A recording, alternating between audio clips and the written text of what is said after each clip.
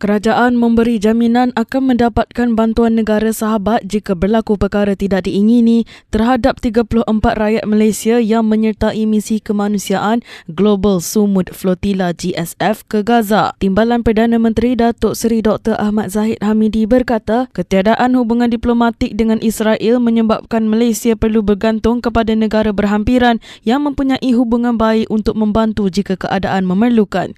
Turut hadir Pengerusi Majlis Amanah Rakyat MARA, Datuk Dr. Ashraf Wajdi Dusuki dan Pegawai Eksekutif Majlis Perundingan Pertubuhan Islam Malaysia MAPIM, Datuk Dr. Ahmad Sani Arabi. Ahmad Zahid berkata kerajaan turut meneliti langkah terbaik bagi memastikan semua peserta terbabit dapat dibawa pulang dengan selamat selepas misi itu selesai. Beliau berkata demikian selepas melawat Sumud Nusantara Command Center SNCC di Sepang 25 September. Oleh kerana kita tidak mempunyai hubungan diplomatik dengan Israel, kita akan meminta pertolongan daripada negara-negara yang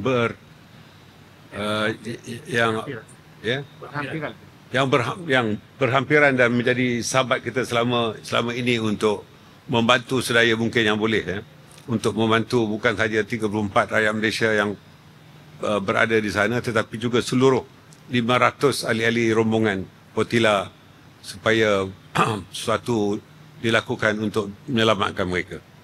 Saya akan menghubungi Menteri Luar yang kini berada di New York mewakili Malaysia dalam UNGA, dan saya juga akan berbincang dengan Datuk Seri Khalid Nordin untuk bagaimana kaedah yang terbaik di mana Kementerian Pertahanan boleh membantu. Dan tadi saya berbincang dengan Datuk Sani bagaimana jika misi ini telah selesai untuk membawa 34 ini pulang ke negara kita, dan kita akan perincikan jenis dan bentuk bantuan yang akan kita berikan nanti, insyaAllah.